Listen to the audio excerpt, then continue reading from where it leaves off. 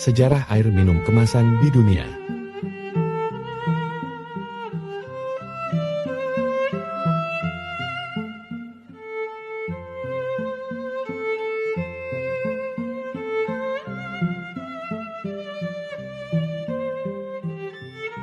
Di sekitar kita saat ini, banyak orang yang merasakan kenikmatan air minum kemasan.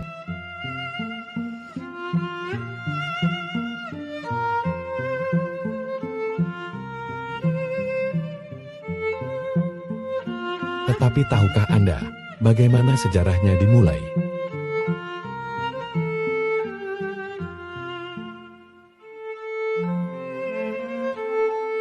Mari kita telusuri perjalanan menarik ini.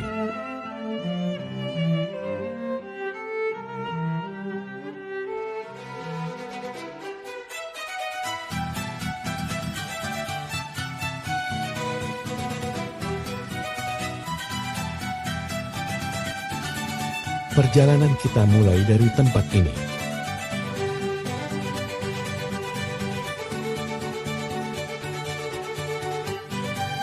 Bangsa Romawi menemukan cara menyalurkan air dari sumbernya ke tempat yang membutuhkan.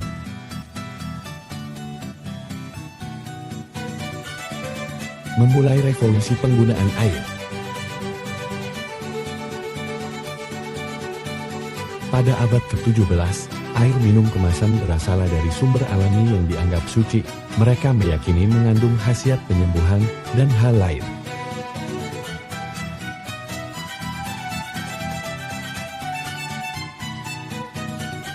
Pabrik pengolahan mengemas air dari sumber alami untuk memenuhi kebutuhan secara nyaman dan efektif.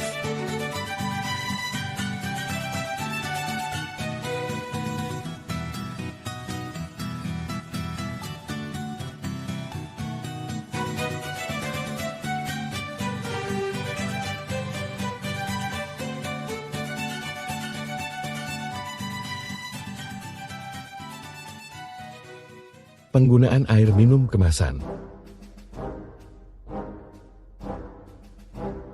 Pada tahun 1622, pabrik pembotolan sumur suci di Inggris Raya menjadi tonggak sejarah sebagai pabrik air minum kemasan pertama di dunia. Penjualan air minum kemasan dari pabrik sumur suci Inggris Raya dengan cepat menyebar ke seluruh Eropa. Mata air mineral di Eropa mulai membotolkan dan menjual air didorong oleh persepsi nilai pengobatan dan manfaat kesehatan terapeutik.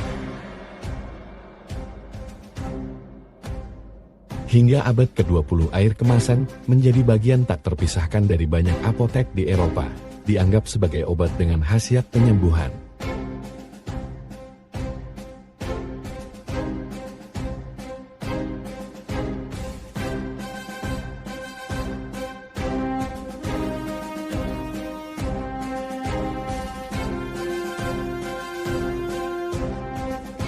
Inilah periode di mana air kemasan bukan hanya minuman, tetapi juga metode pengobatan yang populer dan diperlukan.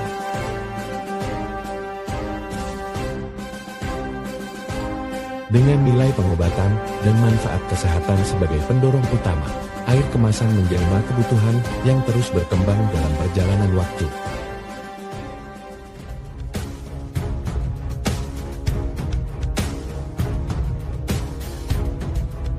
Memasuki awal abad ke-18, di mana Eropa mulai menyadari manfaat air bagi kesehatan dari wilayah lain seiring dengan meningkatnya jumlah orang yang bepergian.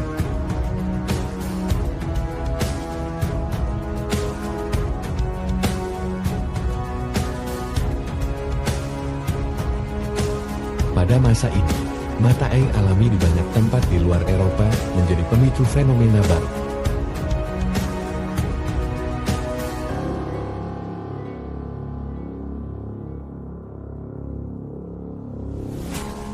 Ilustrasi menunjukkan orang-orang Eropa yang membawa botol air, menggambarkan peningkatan kesadaran akan manfaat kesehatan dari air minum.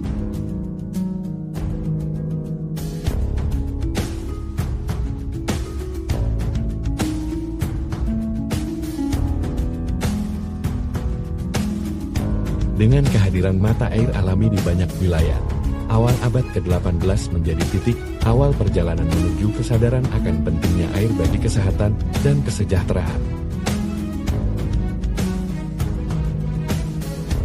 Perjalanan ke sumber air alami ini tidak hanya menjadi petualangan, tetapi juga upaya meningkatkan kesehatan dan kesejahteraan.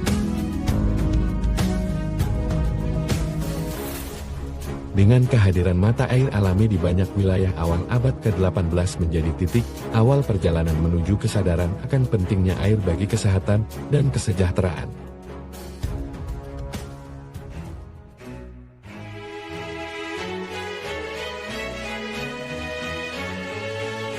Pada tahun 1767, sebuah terobosan muncul di Boston, Amerika, yang mengubah cara orang melihat air minum kemasan.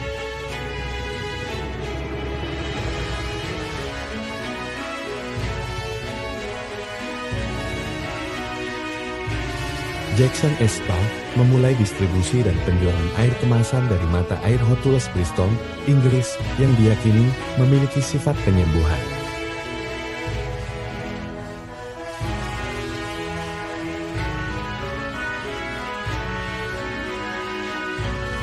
Tempat spa tersebut menjadi pusat distribusi yang pertama, mengkomersialkan air minum kemasan, memperkenalkan konsep baru bagi masyarakat Amerika.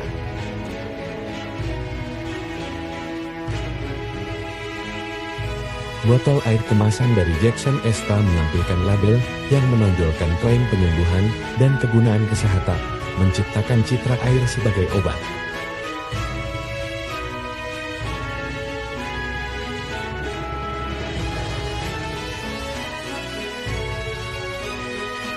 Masyarakat Amerika dengan antusias mencoba air kemasan ini, terpikat oleh klaim bahwa air dari Hotulus Bristol dapat menyembuhkan dan mengobati.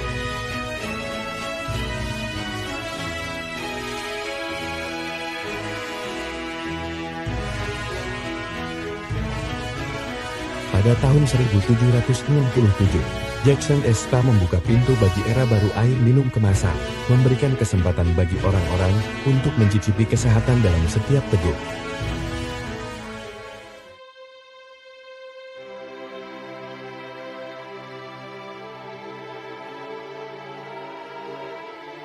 Pada tahun 1908, pergeseran besar terjadi dalam dunia air minum ketika metode disinfeksi air seperti klorisasi ditemukan efektif melawan epidemi tifus.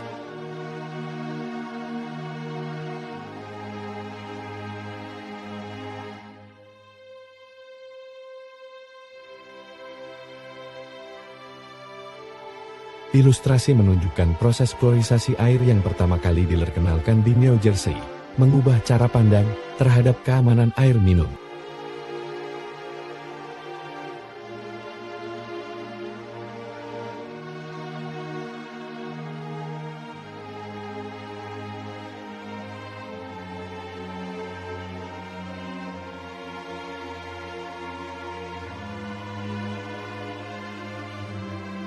Montas gambar memvisualisasikan transformasi air keran menjadi pilihan yang lebih aman dan sehat berkat penggunaan klorin dalam disinfeksi.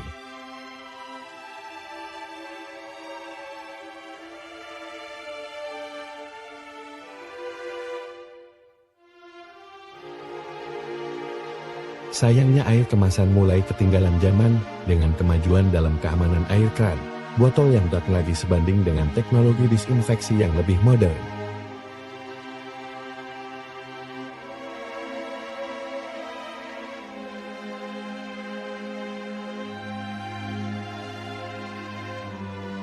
Pada awal abad ke-20 air kemasan mulai kehilangan popularitas, sementara penggunaan klorin menjadikan air keran pilihan lebih sehat dan terpercaya.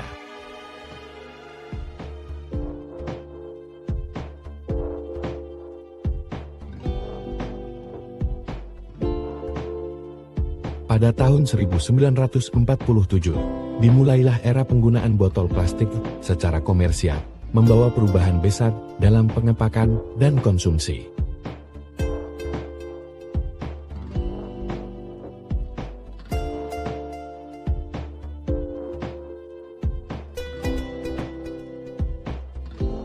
Ilustrasi menunjukkan gambaran botol plastik komersial pertama pada tahun 1947, mengawali era baru dalam penyimpanan dan distribusi cairan.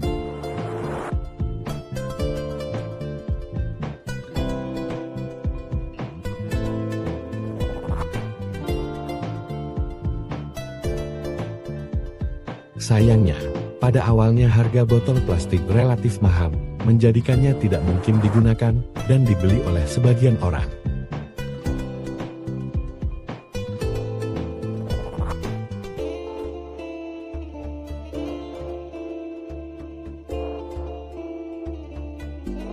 Namun, pada awal tahun 1950 muncul polietilen densitas tinggi, sebuah terobosan dalam teknologi plastik yang membuat botol plastik lebih terjangkau.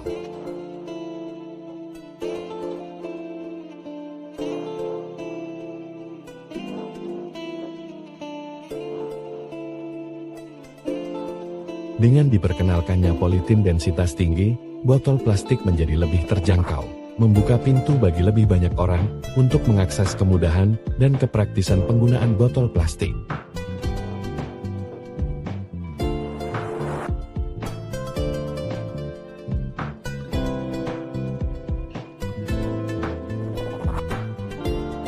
Tahun 1970-an air kemasan kembali meraih kejayaannya berkat kampanye pemasaran yang serius. Salah satunya kampanye Perir senilai $5 juta, membawa kesehatan dan citra pada air kemasan tahun 1977.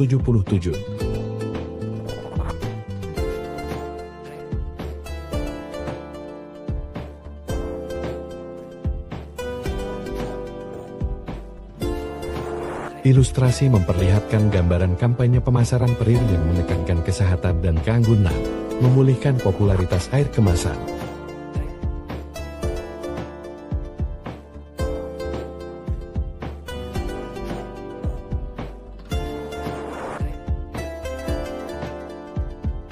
Tahun 1973 ditandai dengan paten botol plastik pertama yang mampu menampung minuman berkarbonasi polietilen terephthalate PET menjadi tonggak penting dalam menjaga air kemasan tetap hidup dan sehat.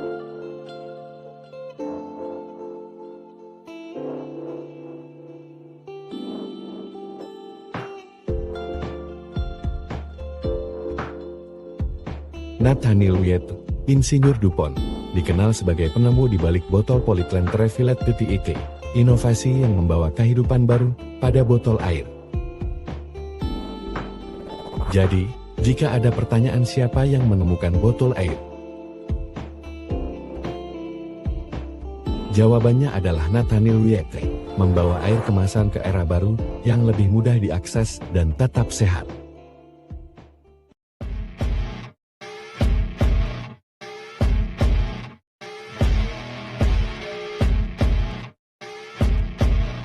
Sebelum tahun 2000, air keran dan air kemasan terlibat perang sengit. Perusahaan minuman menciptakan ketegangan dengan konsumen, memanfaatkan kekhawatiran akan kontaminasi dan penyakit dari air keran.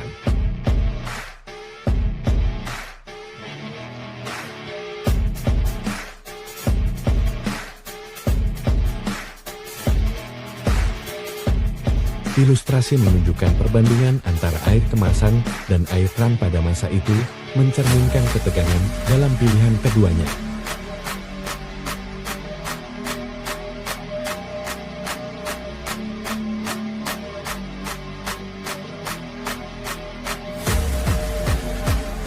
Dalam perang ini, Brita Filter menjadi pemain utama dengan klaim bahwa air kemasan dan air keran berasal dari sumber yang sama, berusaha mengatasi keraguan konsumen.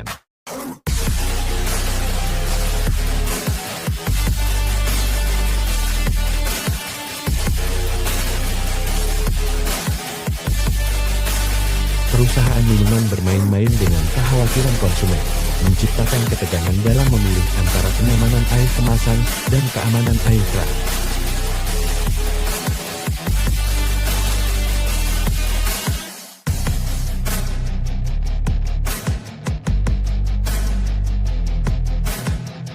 Perang air kemasan versus air keran pada awal tahun 2000 merefleksikan konflik antara perusahaan dan konsumen, yang akhirnya membawa perubahan dalam cara kita memandang dan memilih air minum.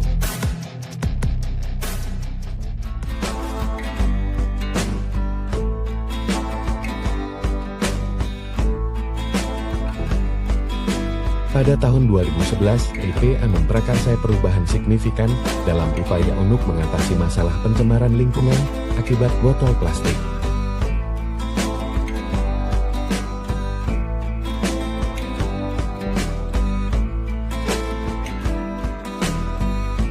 Ilustrasi memperlihatkan perubahan berat botol air plastik PET dari 47,7 gram pada tahun 2000 menjadi 9,89 gram pada tahun 2012 sebagai dampak peraturan EPA.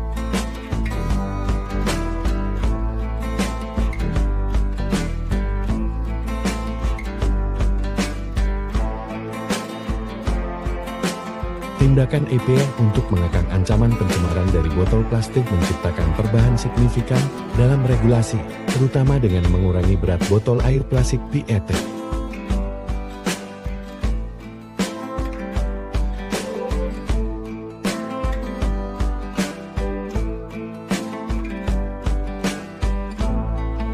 Gambar botol air plastik dengan berat yang berkurang menjadi simbol dari upaya lingkungan yang lebih berkelanjutan dan kesadaran akan dampak pencemaran yang berkurang.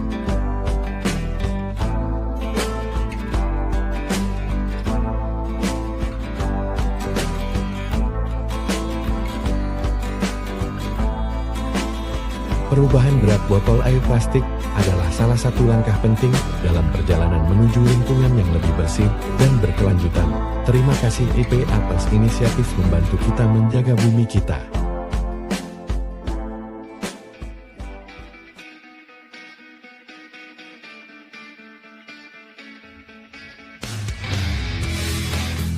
Hari ini, pasar air minum dalam kemasan telah menjadi fenomena global dengan nilai mencapai 200 miliar dolar pada tahun 2020 dan diperkirakan akan mencapai 350 miliar dolar pada tahun 2021 dengan pertumbuhan tahunan sebesar 10%.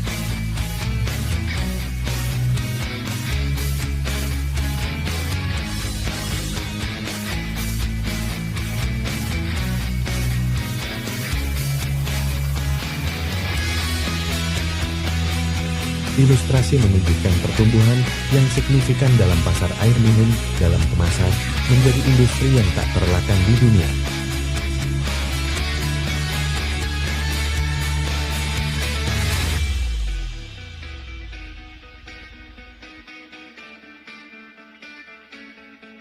Kawasan Asia Pasifik memimpin konsumsi global dengan menyumbang 42% menjadi pendorong utama dalam pasar air minum dalam kemasan.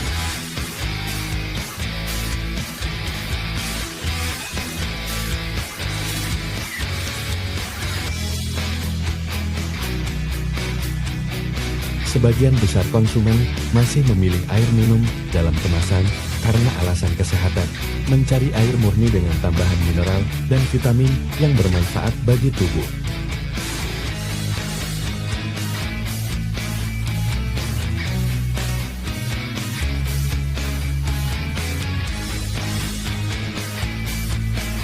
Dengan kecenderungan mencoba rasa dan cita rasa baru setiap hari, pasar air minum dalam kemasan terus tumbuh, mencerminkan preferensi konsumen yang berkembang.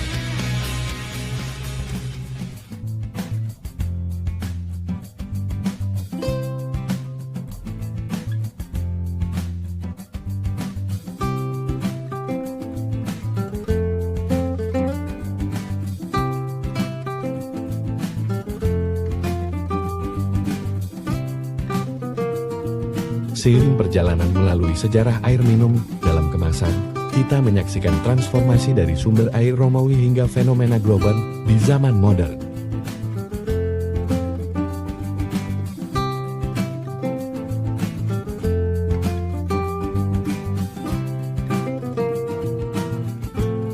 Dari pemipaan di Romawi yang revolusioner hingga perkembangan botol plastik dan regulasi lingkungan, air dalam kemasan terus berkembang dan beradaptasi.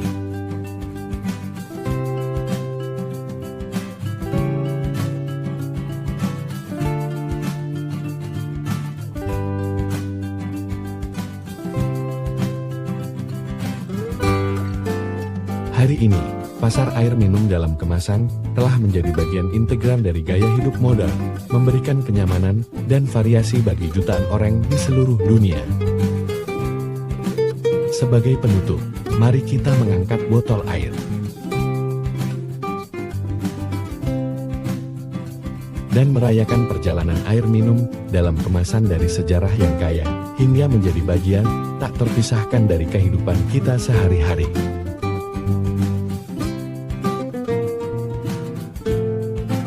Disclaimer ilustrasi. Ilustrasi yang kami gunakan bersifat representatif dan kreatif, mungkin tidak mencerminkan kejadian atau tokoh sebenarnya.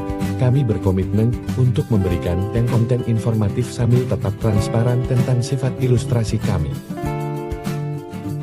Terima kasih telah bergabung di Viano Story. Jangan lupa like, subscribe, dan tekan lonceng notifikasi agar tetap terhubung. Sampai jumpa di episode berikutnya.